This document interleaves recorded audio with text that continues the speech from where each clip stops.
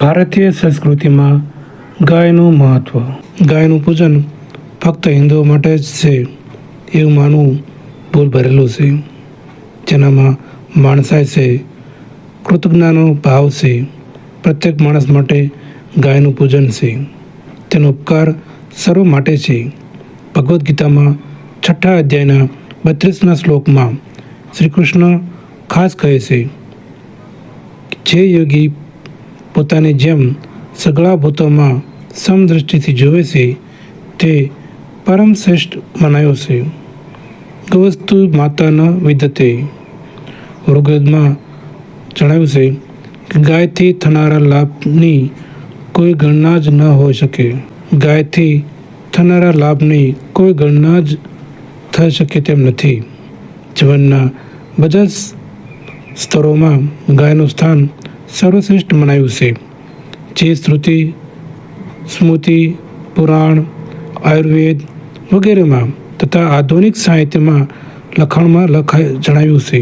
ગાયોની સેવા કરવી, તેમનો વનમાં ચરવા લઈ જવામાં શ્રી કૃષ્ણ જીવનનું શ્રેષ્ઠ કાર્ય સમજતા.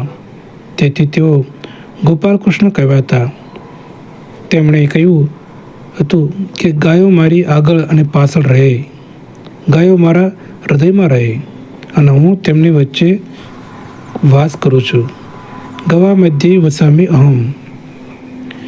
ઋગ્વેદમાં માતા રુદ્રાણા કહીને સ્પષ્ટ કહ્યું છે, ગાયો રુદ્રદેવની માતાના રૂપમાં સમસ્ત સંસારનું કલ્યાણ કરનારી, વસ્તુઓની પુત્રીઓના રૂપમાં સમુદ્રદાતી તથા આદિત્યોની બહેનના રૂપમાં અહંકારમાંથી પ્રકાશ તરફ લઈ જનારી સાક્ષાત અમૃત નાભી હોવાથી અમૃતનું વરદાન આપનારી છું.